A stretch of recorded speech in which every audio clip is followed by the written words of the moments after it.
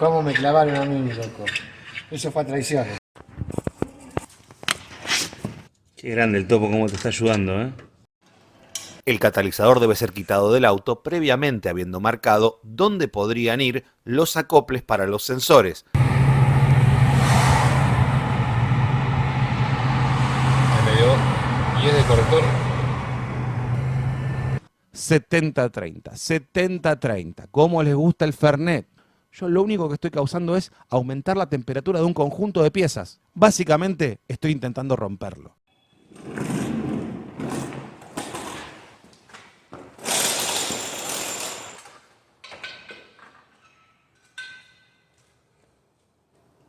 Ahora sí. Catalyst. Estoy un poco sucio, ¿no? Mejor vamos al estudio. Mi pelo es un quilombo. 70-30 es la proporción del Fernet. Estoy cansado de escuchar que funciona 70-30. Todo el mundo repite la misma paparruchada. Sí, ya sé, esto no tiene que empezar así. Hola, ¿cómo están? Soy Moler, para qué bueno verlo de nuevo por acá. Los nuevos suscriptores, suscríbanse, bla, todo eso. No importa. Harto. Me tienen harto con repetir estas sandeces. Hace unos cuantos años hice esta misma nota que está acá atrás. Bueno, en realidad medio por acá. Porque ya sucedía esta misma ola de desinformación en los equipos de quinta generación con el famoso aporte de nafta, que yo explicaba dónde, cuándo debía aplicarse y todos los demás repetían que llevaba 5% todo el tiempo, 30% todo el tiempo, 20% todo el tiempo o que andaba 70-30. Ya desde ese momento venían con esta huevada. Y por supuesto que la mitología sobre gases sigue existiendo y repetirán hasta el fin de los tiempos las más inconmensurables mentiras, disfrazándolas de realidad con el tío de un primo que trabaja en... Me dijo, bueno, basta con esta paparruchada, se los pido por favor. Bueno.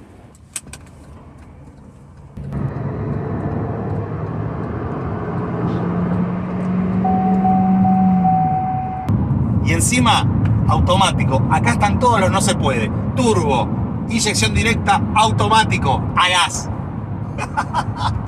Ah, y el más full para que algunos digan, no, una alta gama.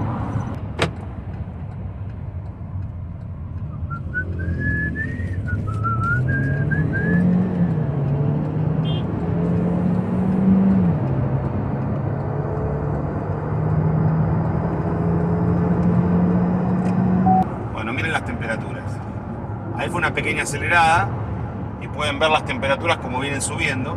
Ah, sí, este video es el video sobre inyección directa.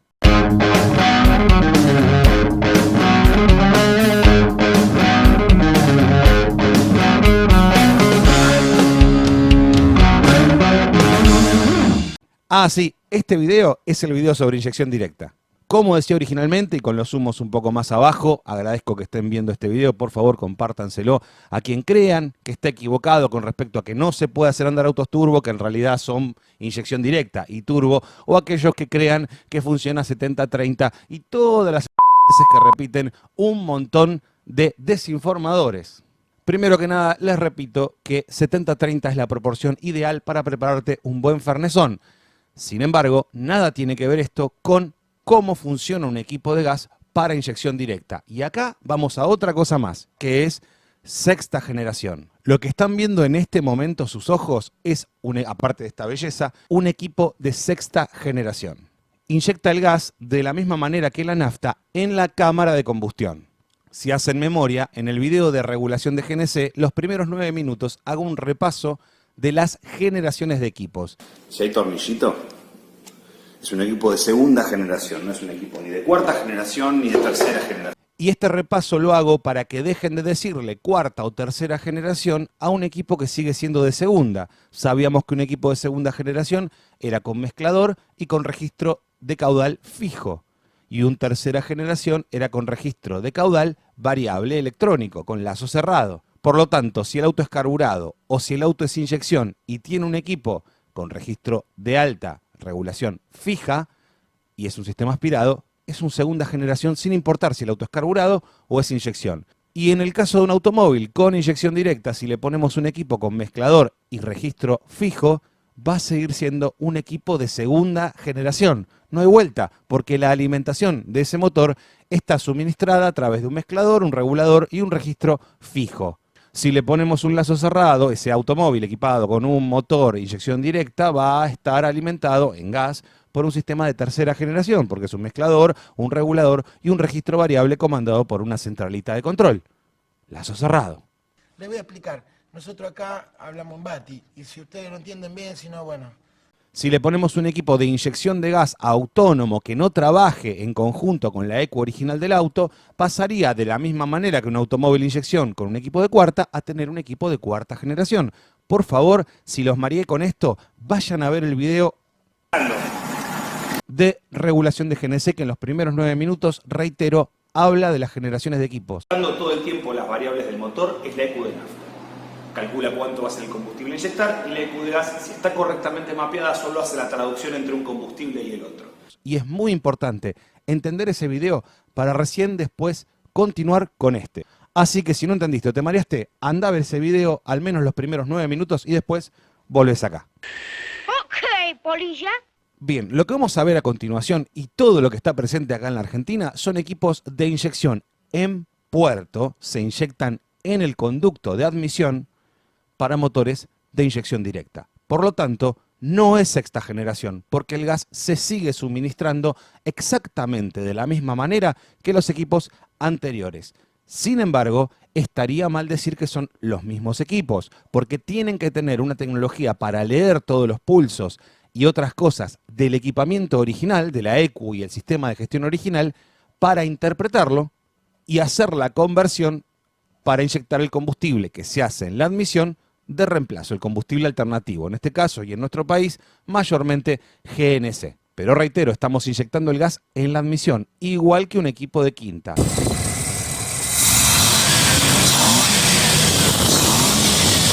Por lo tanto, el sistema es un equipo secuencial para inyección directa. Pero wait, vamos a ver cómo funciona el equipo de sexta generación en serio. Hey, ¿hablas inglés? Can you understand what I'm saying? And if you can you answer me? Mi nombre es Carl Tuberger y puedo enseñarte inglés en 47 segundos con mi método. Hablo 43 idiomas. Apúntate aquí abajo en descripción, es gratis. Después tendrás que pagar. Utilizando gran parte del circuito original, la bomba de alta presión, los mismos sensores e incluso los mismos inyectores, se inyecta el combustible, en este caso el gas, a presión en la cámara de combustión exactamente igual que como lo hace la nafta. Esto que estamos viendo solo puede funcionar con gas licuado, porque con gas natural comprimido, como no es un líquido y no se comporta como tal, es muy difícil elevar las presiones a las mismas a las que trabaja con nafta y aún así todo garantizar la correcta inyección en el motor. Los gases son compresibles, en cambio los líquidos no. Por eso es que funciona muy bien este sistema con combustibles líquidos. Puede ser nafta, puede ser gas licuado de petróleo. A través de una válvula controladora se hace el cambio a un combustible o al otro para evitar que tanto la línea de retorno como la línea de suministro queden comprometidas con un combustible que no es el que tiene que tener en su tanque.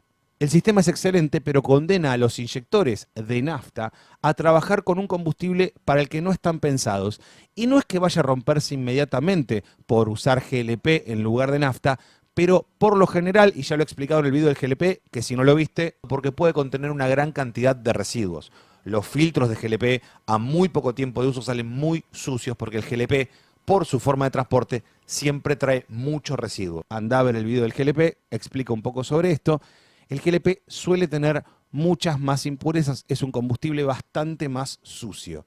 Con lo que, por más que se pongan los filtros y todo lo necesario, puede condenar a desgaste prematuro o roturas en los inyectores de nafta. Por eso es que ninguno de los fabricantes de automóviles en el mundo aprobó usar este sistema en autos de fábrica. Todos los sistemas parecidos utilizarán o bien sistemas de inyección en puerto o bien sistemas con inyectores propios, cámaras, por supuesto, motores y cámaras de combustión, desarrollados con doble inyector, uno para nafta y uno para el gas licuado en este caso. Pero reitero, no quieren los fabricantes utilizar los mismos inyectores que usan para nafta. Aclarado un poco esto de sexta generación, por lo tanto vamos a llamar de ahora en adelante, al menos en este video, después no me importa lo que hagan en sus casas, vamos a llamar a los equipos para estos autos equipos para inyección directa, que es lo que se comercializa en la Argentina. No hay otra cosa, acá no hay sexta generación. Si lo usan comercialmente para vender más, bueno. Allá ellos. Bienvenidos sean, pero ustedes tienen que saber qué es lo que van a colocar en su auto y por qué. Pero, Bati, ¿entendiste? Sí. 70-30, 70-30. ¿Cómo les gusta el Fernet? Parece que lo hubiesen diseñado en Córdoba. No, nada de esto es así. Ya en el video del THP, que se los dejo acá abajo en la descripción y seguro está apareciendo también acá arriba, explicaba muy brevemente y en texto cómo se hacen las mediciones y parte del desarrollo que hicimos hace muchos años de este auto.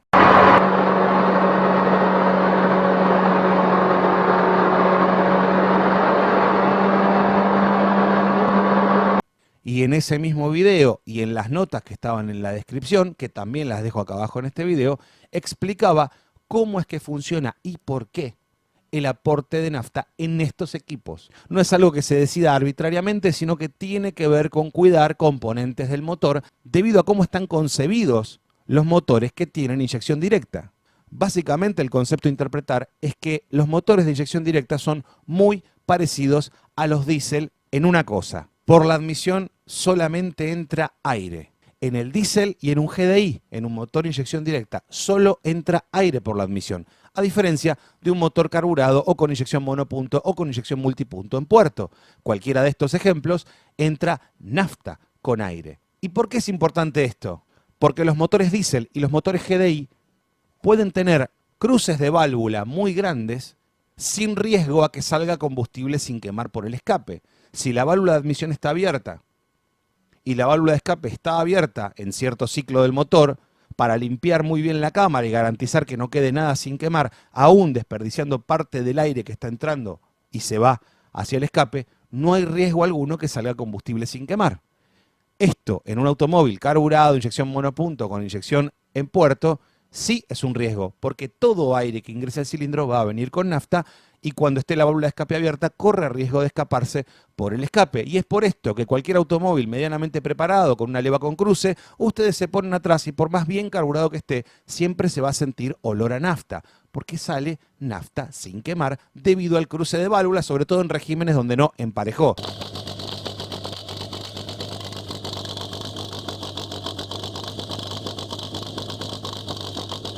Donde el motor no se llena correctamente. Después de ciertas vueltas, después de cierto régimen, ese cruce de válvulas deja de ser contraproducente y es favorable,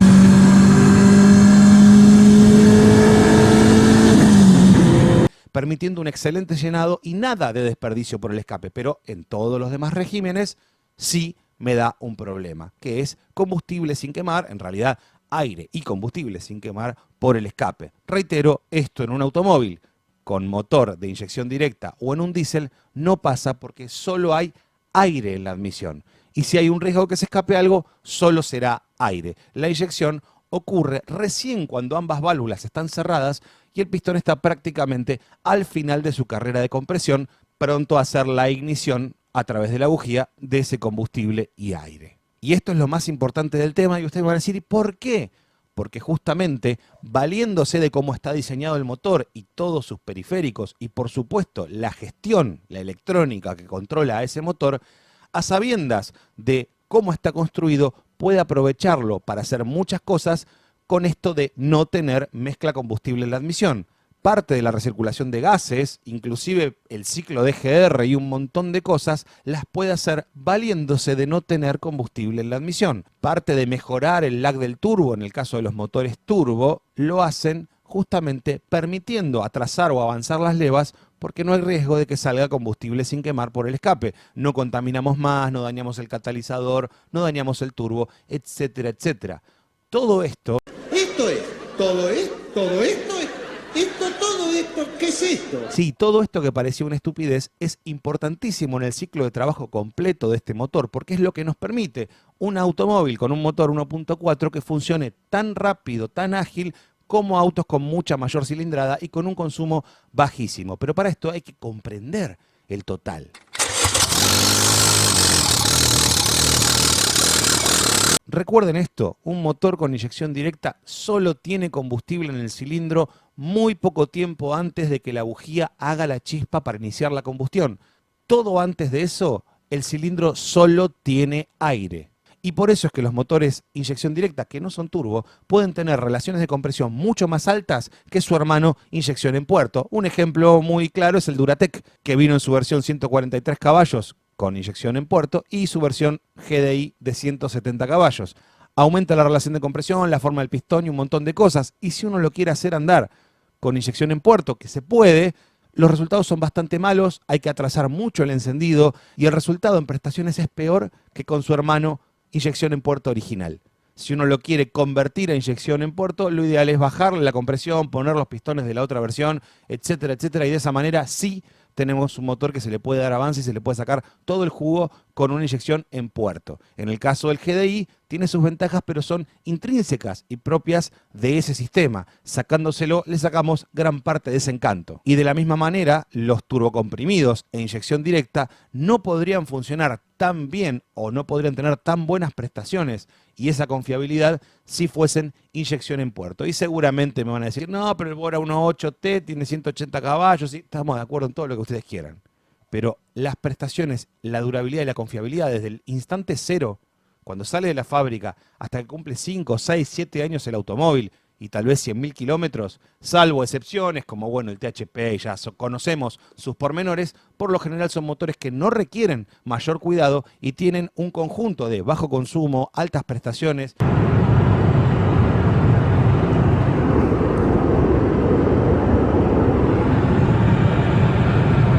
Confiabilidad, todo junto, por al menos, reitero, los primeros 5 años con los servicios bien hechos. Pero claro, nosotros venimos y le ponemos gas. Y acá empieza el quilombo. Y no por el gas. En las condiciones donde el motor tiene este cruce permitido y lo utiliza para limpiar perfectamente la cámara de combustión, el cilindro, o bien para hacer spool del turbo, para acelerarlo y que el turbo cargue más rápido, todo esto mientras yo estoy a nafta sucede con aire.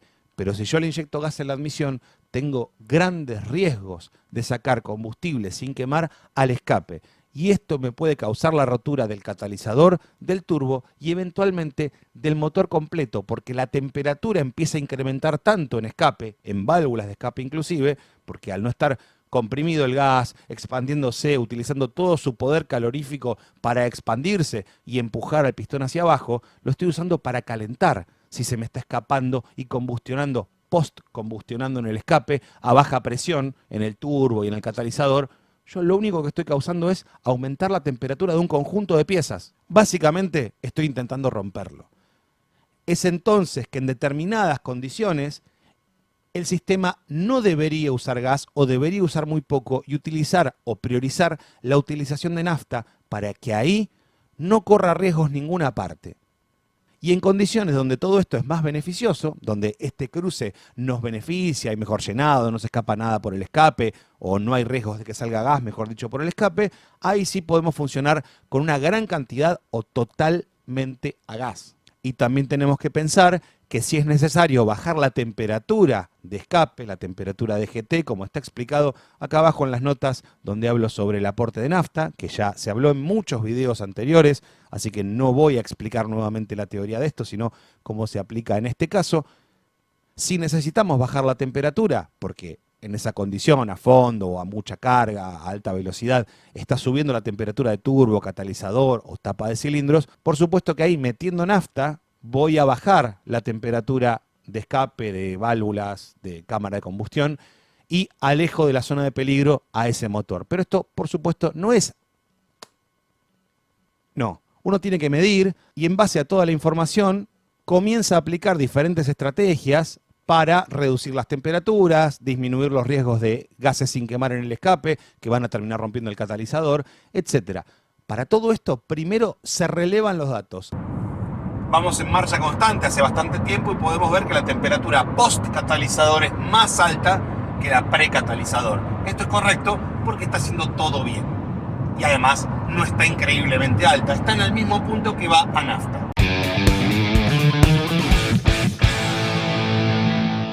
Sí estamos en un cruce 1.4 turbo, sí tiene gas, no se ve muy bien hasta acá, bueno, todo esto que se ve lo he explicado en videos anteriores.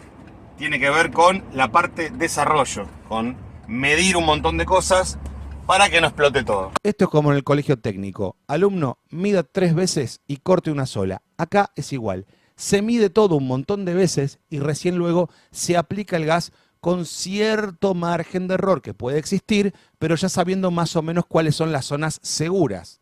Pero tampoco es que uno vaya mirando acá todo el tiempo o vaya mirando acá todo el tiempo y en función de eso haciendo todas las correcciones. No.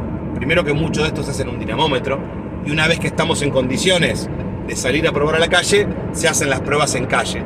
Dado que no solo alcanza con la tirada en dinamómetro o las tiradas o un montón de condiciones en dinamómetro, sino que hay que probar el drivability, la usabilidad del auto, que no es la misma que un dinamómetro.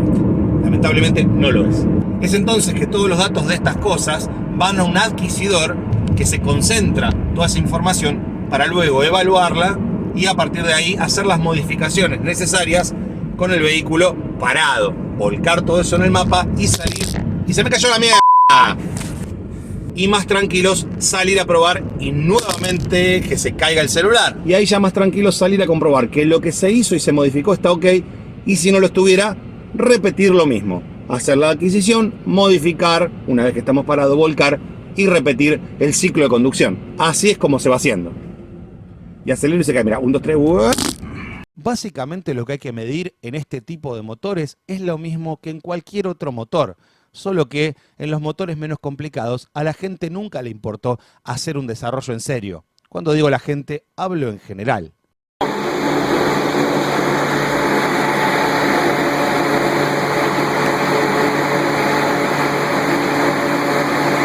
Dale.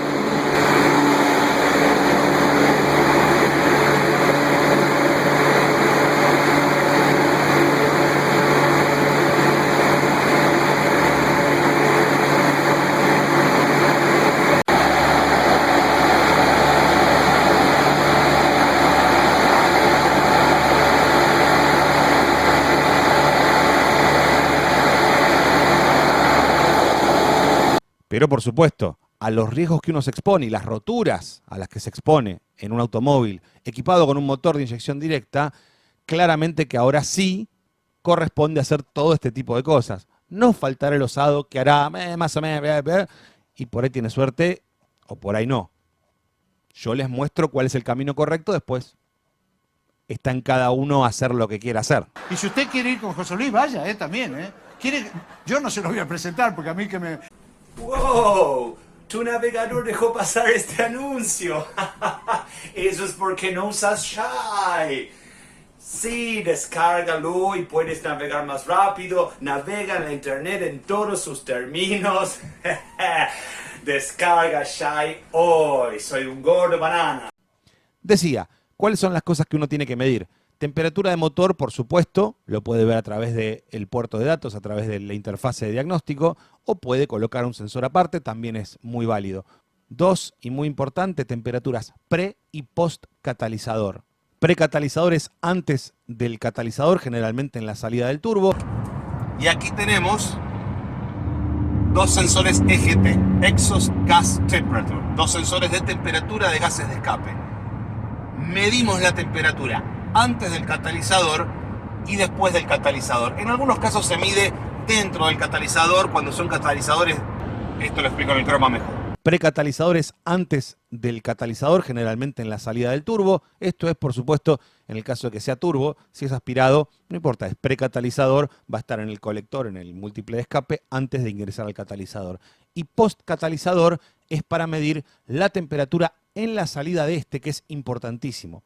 En algunos autos que el catalizador de 3 vías está dividido en una parte de 2 vías y la tercera vía por separado, se mide también en el medio. Y esto es, por ejemplo, el caso del motor THP, que tiene este tipo de catalizador, y ahora se los voy a mostrar para que vean las diferencias con, por ejemplo, el Cruze. El Cruze no tiene este tipo de catalizador y se mide antes y después de este. Y es muy importante medir el después, porque la temperatura más alta está después del catalizador y no antes.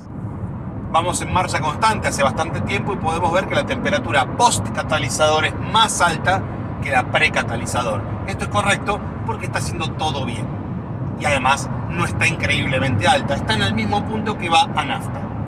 Sí, como lo escuchan. Arrancan el auto, pisan a fondo, seguro que al principio la temperatura precatalizador va a ser más alta, pero al poco tiempo de funcionar, la temperatura postcatalizador es más alta que la de la entrada, porque la reacción que hace el catalizador, como toda reacción química y como prácticamente toda transformación de energía, tiene un residuo y casi siempre este es calor. Bueno, en este caso hay calor. Y justamente un catalizador que está haciendo las cosas bien tiene más temperatura en la salida que en la entrada. No es en todas las condiciones de marcha, pero en casi todas.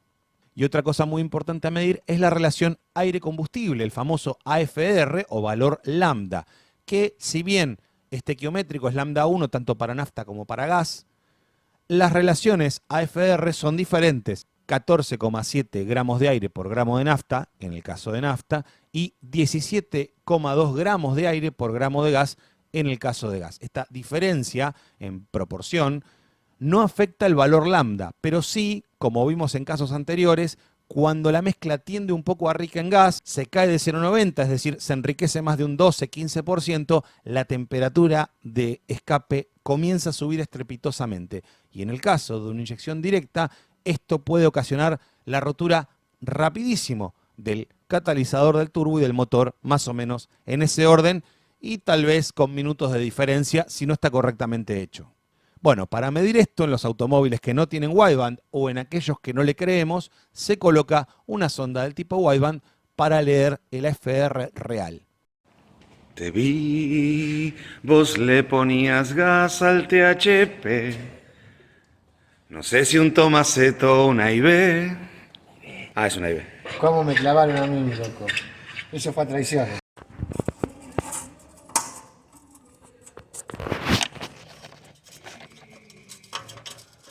Allá se ven las manitos de Ángel trabajando como un pobre, ¿ven? Todo porque el topo no viene. Qué grande el topo, cómo te está ayudando, ¿eh? El catalizador debe ser quitado del auto previamente habiendo marcado dónde podrían ir los acoples para los sensores, para que no interfieran en otros órganos del motor. ¿Cómo te gusta la perfección, eh? No, me quedo en mi casa durmiendo.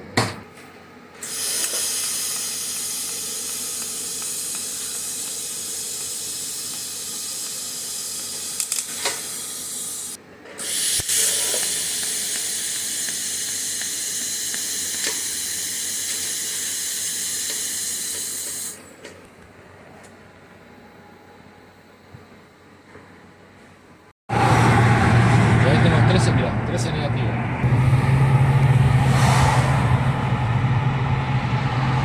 Ahí me dio 10 de corrector.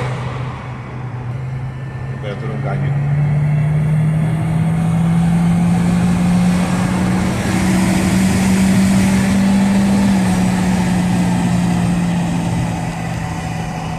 Y esto es parte de lo que les hablaba previamente.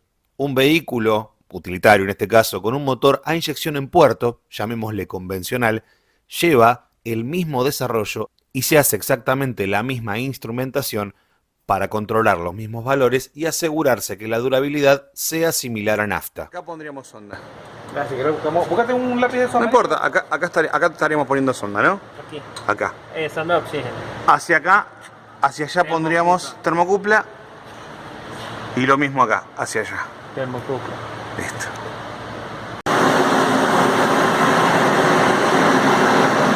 En este caso, el vehículo es un desarrollo para Mitsubishi. Y acá ya les muestro cómo queda finalizado y colocado la bajada y catalizador con la sonda wideband y su conexión hacia los instrumentos en el interior, como también las dos termocuplas, luego de renegar un poco con los cobertores. Estamos bien. Ahí está. Y le faltaría... Bueno, sería llevar los dos para arriba. Aquí se ven instaladas con el poco lugar disponible que tiene este vano motor. Recuerden que eso está bastante caliente. Por acá pasan los cables que terminan yendo al habitáculo donde están los instrumentos.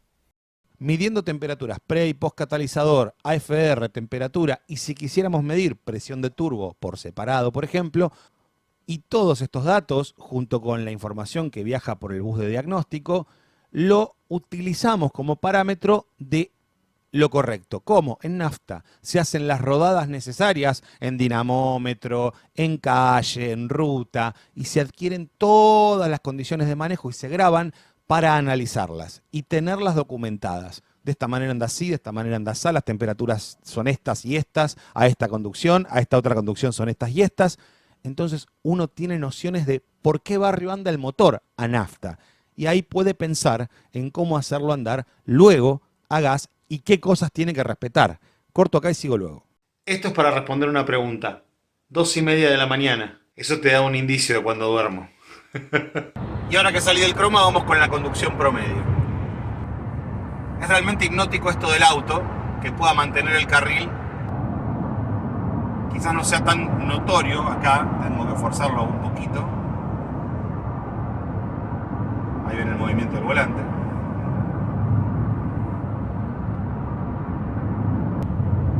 Y obviamente, a ver si acá se nota un poco más. Ahí se ve cómo se mueve. Si nota que yo no estoy torsionando el volante, se va a quejar y me va a decir que tome el volante. Ahí está. Y al sentir la torsión, al identificar que realmente el conductor está moviendo esto a su voluntad, ya está, todo bien. Si bien sé cómo funciona perfectamente el sistema, nunca deja de sorprender cuando funciona correctamente la implementación. Me olvidé de decirles, no se pierdan lo último que hay en cómo ganar plata fácil con la compra de criptomonedas. Es excelente, mirá lo fácil que es. Te descargas esta aplicación que se llama Bimongo e inmediatamente te dan un crédito por 4.000 euros. Con eso, vos podés inmediatamente comenzar a apostar a si esta moneda va a subir, o va a bajar, o va a abrir la puerta para ir a jugar, y en función de cómo vas acertando o no, perdés absolutamente todo lo que te queda, la casa, en una estafa piramidal en la que no hay manera de salir. Es excelente. Vamos en marcha constante hace bastante tiempo y podemos ver que la temperatura post-catalizador es más alta que la precatalizador. Esto es correcto porque está haciendo todo bien. Y ahora en el croma explico un poco mejor esto. Pero sigamos acá. Pasemos el peaje, con el telepase, hop, listo, vámonos. Y salimos nuevamente.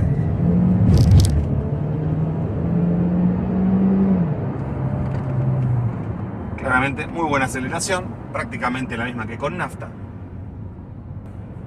Esto que tenemos acá es un Air Fuel Meter con sensor del tipo Fuego, conocido en el vulgo como la Wideband, en donde podemos visualizar la relación de mezcla combustible real y no un aproximado como sería con una Narrow.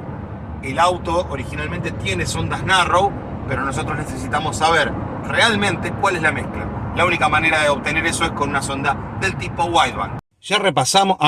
no es ni un croma ni es el cruce, es un Accord porque, bueno, el dinamismo de los videos hace que pasen estas cosas. Decía, ya repasamos que además de saber la temperatura de motor, probablemente de tapa y quizás del aceite, son cosas muy importantes, también medimos temperaturas de escape, tanto pre y post catalizador, por eso son las dos sondas EGT, las dos termocúpulas que hay en el escape, y además el valor lambda o el AFR para saber que no estamos ni pasados ni cortos de combustible. Se compara siempre con nafta, primero se adquieren todos los valores en diferentes condiciones a nafta y luego se miden con GNC o con GLP según corresponda por la región para ver que estén muy parecidos o prácticamente iguales, tanto temperaturas como valor lambda, etc. Y utilizar como referencia siempre lo que relevamos en nafta, todos los valores obtenidos cuando funciona nafta, nos sirve mucho para saber hasta dónde podemos llegar sin riesgos para el motor.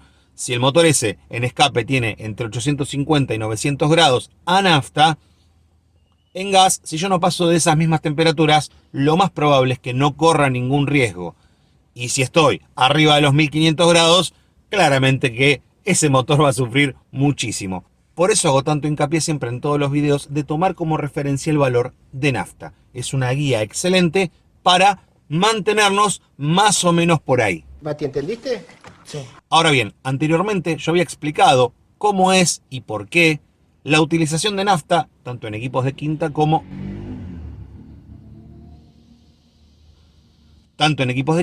en estos equipos para inyección directa, para alejarnos un poco de esta fernetización en los porcentajes sobre el uso de nafta.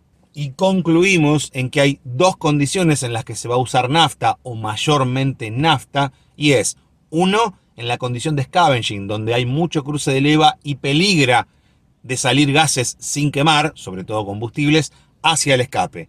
Y dos, cuando la temperatura de escape incrementa demasiado y por supuesto supera a la de nafta en mismas condiciones.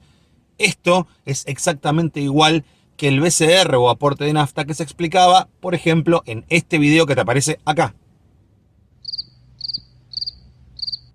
Que también te recomiendo que veas porque el marco teórico es prácticamente el mismo. Para esto, para la temperatura de escape o de tapa y riesgo para las válvulas, etcétera, etcétera. Pero nada que ver con lo anterior, que sí es intrínseco y propio de estos motores de inyección directa.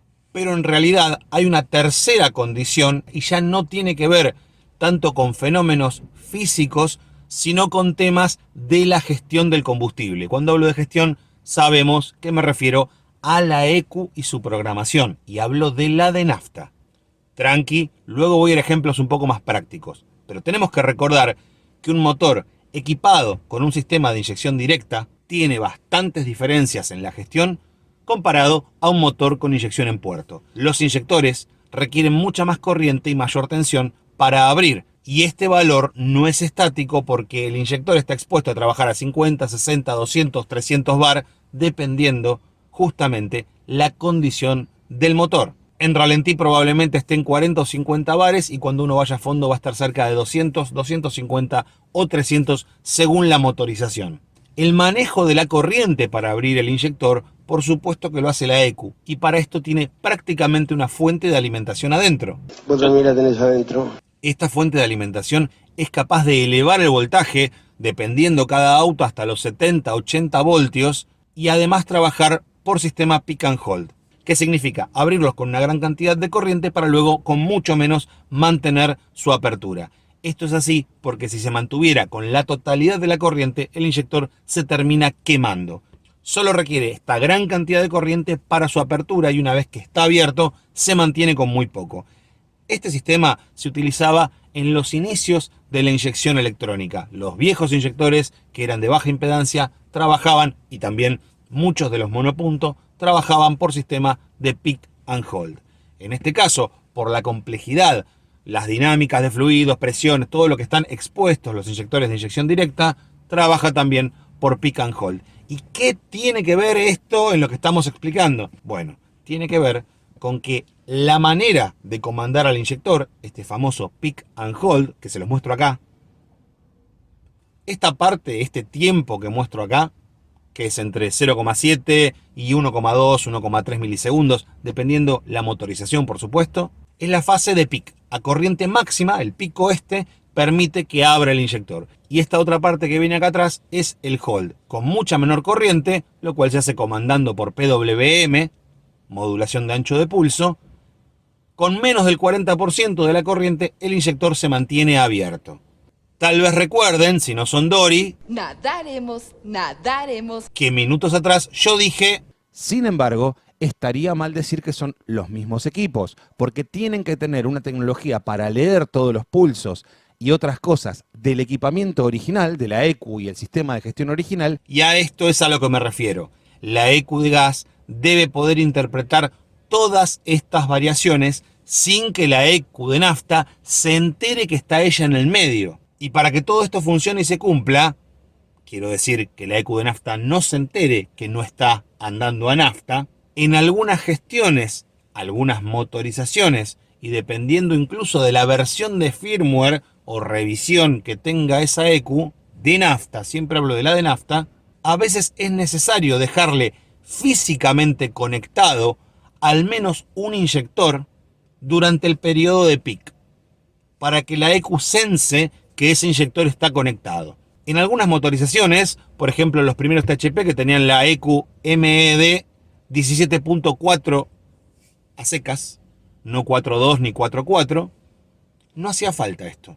La ECU podía prácticamente no estar conectada a los inyectores de nafta. Es una forma de decir, digamos que con una emulación muy simple, con unas bobinitas dentro de la ECU de gas, se emulaba y el auto podía andar prácticamente totalmente a gas en determinadas condiciones. 90, 100 km por hora, 110 km por hora en marcha constante. Sin embargo, en la MED 17.4.2 y 17.4.4, que fueron las subsiguientes del mismo motor THP, sí necesitaba físicamente ver al menos un inyector. Y en algunas condiciones necesitaba ver es una forma de decirlo. Cuando digo ver me refiero a que entienda que está conectado y pueda controlar el real funcionamiento del inyector de nafta.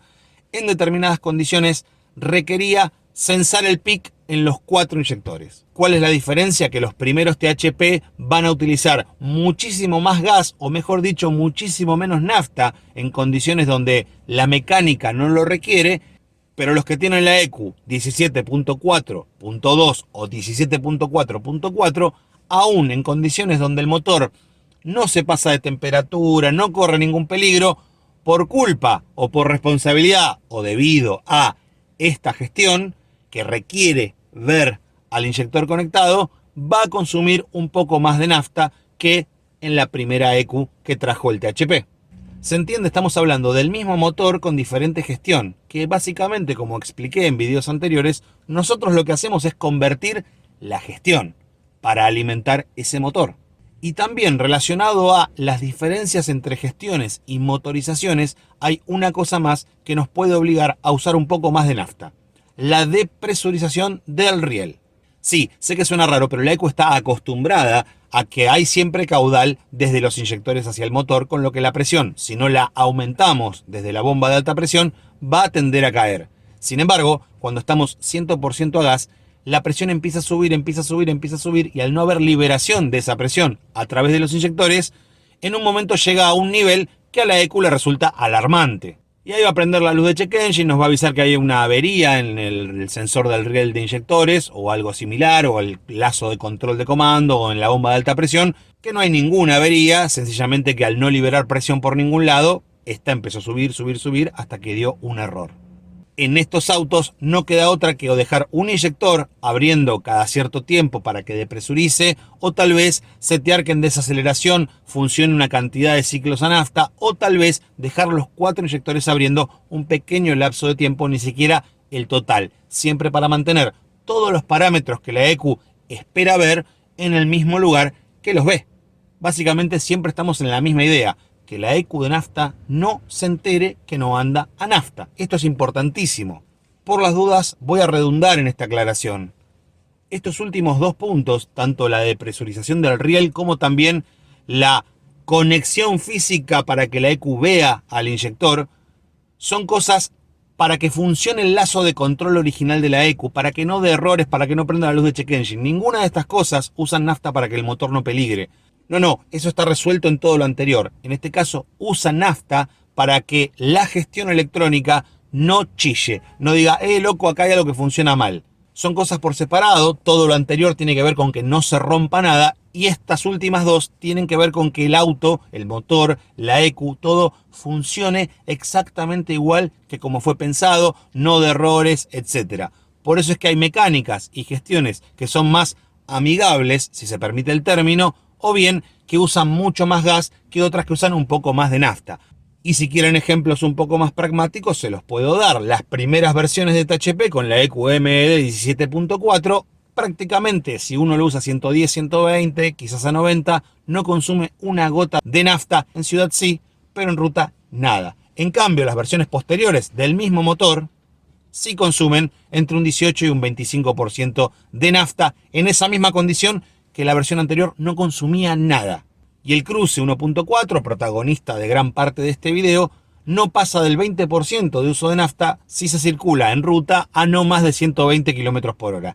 Sin embargo, en ciudad, el consumo de nafta, el porcentaje de uso de nafta del Cruze es de un 30%, prácticamente un 30%. Acá sí le podemos dar la derecha a los desinformadores y decirle, sí, querido, es 70-30, la con tu madre. Lo que me importaba en este video era que quede claro que 70-30 es la proporción del Fernet y que los equipos de quinta generación no funcionan ni 70-30 todos y todo el tiempo, ni que tampoco todos andan permanentemente con el mismo aporte de nafta. Como dije, dependiendo de las necesidades mecánicas de cada motorización y de las estrategias de control de cada una de las EQ, Cambia por completo. No es lo mismo un cruce, no es lo mismo un THP primera generación, un THP segunda y tercera generación, que por ejemplo un Focus GDI. Nos vamos a encontrar con un ahorro mucho más grande en los THP primera generación que en los posteriores, como también vamos a encontrar un Focus GDI, o sea un Focus 3, que no es turbo, solamente es inyección directa y sin embargo gasta un montón de nafta, cerca de un 20-23% en utilización promedio, cuando es un auto que no tiene ninguna cosa extraña. Un motor de 170 caballos poco elástico que tampoco es muy brillante en prestaciones. Distinto de el THP o el Cruze 1.4, que por más que tengan sus bemoles, son motores muchísimo más despiertos al momento del uso. Son motores que transmiten alguna que otra sensación, cosa que con el Focus, al menos yo, nunca lo he encontrado. Estoy hablando de nafta, ¿eh? Y por supuesto les recuerdo que todo esto cambia, todo esto está en constante mejora y desarrollo. Probablemente este video dentro de 2 años quede obsoleto, no en el concepto general, sino en los valores obtenidos. Como ejemplo el Cruze, que tenemos cerca de un 20% en ruta y cerca de un 30% en ciudad de utilización de nafta. Se me ocurre que dentro de 2 o 3 años el valor, el porcentaje de uso de nafta, sea más bajo debido a que se mejoraron, incluyeron o desarrollaron nuevas tecnologías o alguna aplicación de algo diferente que permita mejorar estos valores. No lo sé, pero reitero que esto está en constante actualización porque es un equipo bastante nuevo. Como verán, decir anda 70-30 a cualquiera que pregunte por un equipo de este tipo es una forma bastante despojada de responsabilidad para sacarse el problema de encima y no explicar realmente y en profundidad cómo es que funciona. Y ahora sí, finalizada la etapa del desarrollo en donde se midieron, controlaron y contrastaron los valores entre nafta y gas para asegurarnos que este motor no se iba a romper por incorrecta calibración e incorrecta puesta a punto, sencillamente se quitan todos los elementos de instrumentación. En este caso, como es un vehículo propio, no se compra un catalizador y se lo reemplaza, sino que se tapan con tapones roscados cada uno de los alojamientos para los sensores. Pero toda la parte electrónica de los instrumentos se retira, se emprolija y se destina a utilización convencional. Sí, chau, ya se va el Cruze funcionando a GNC y podemos decir que este mismo vehículo hoy está desarrollado y se puede convertir sin ningún problema. El desarrollo finalizado significa que con todos los datos relevados, ahora cualquier taller puede aplicar, siguiendo un manual de instalación, todos los componentes de la misma manera y cargan un archivo de configuración que pone fuera de peligro el motor porque ya está desarrollado. Sencillamente se carga el mapa de la misma manera que en una computadora de nafta se carga el mapa cuando el auto sale de la fábrica.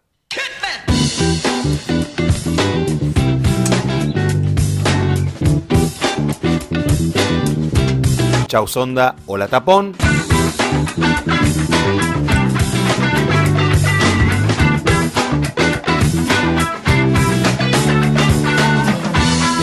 Cobertor colocado, vano motor finalizado y así queda.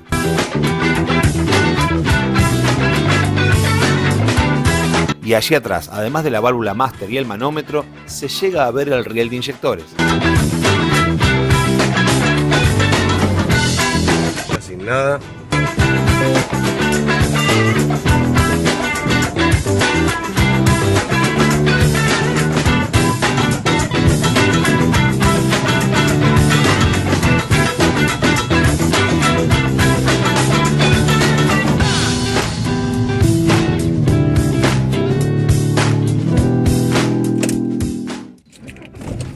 Cansé. Es un buen momento para que ustedes aprovechen, se suscriban, le den like, llamen a todos sus amigos y le digan que vea este video. Y a cualquiera que diga, no, esto anda 70-30, a ustedes les tienen que mandar este video. Obligatorio, obligatorio. ¿Dónde carajo puedo estacionar acá? Me gusta mucho este acorde.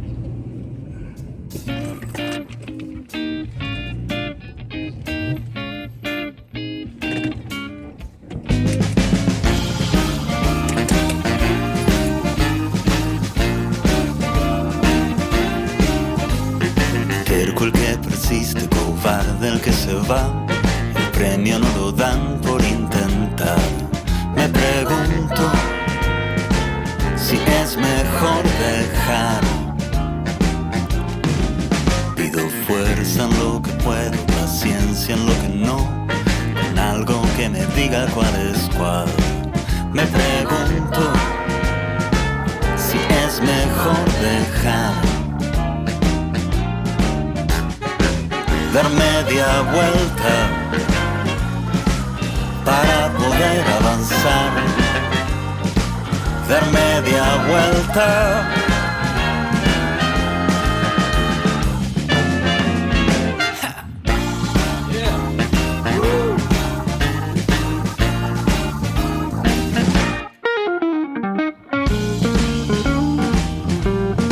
Por favor, ¿me traes el tubo de forma Sí, cómo no. circense?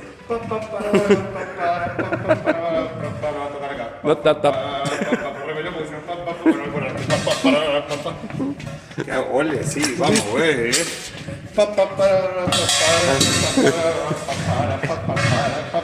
Esto quiere decir que Julián Palermo, cuando se quede sin laburo, se va a ir a una esquina a hacer este tipo de cosas. Una maravilla, no, la verdad, una maravilla. Felicitaciones al desarrollista. Es un grosso. Es un equipo de 5. Julián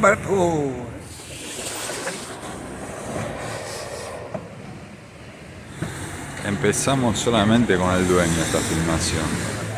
Una maravilla, no, la verdad, una maravilla. Justamente yo estaba buscando la forma de gastar menos y no se podía hacer. Acá hay un ejemplo claro de que... Muchas gracias a la gente de IBEX. Yo lo único que hice es Súper contactar a la gente que quería desarrollar el equipo con el cliente que estuvo dispuesto a poner su auto.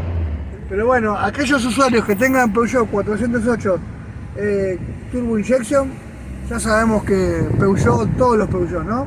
Puede ser el 4008, todos esos, ya los podemos convertir. Esa es la buena noticia. ¿Este fue uno de los primeros en desarrollarse o El ya? primero. El primero. El Peugeot el primero, sí. Mirá qué honor, qué bueno.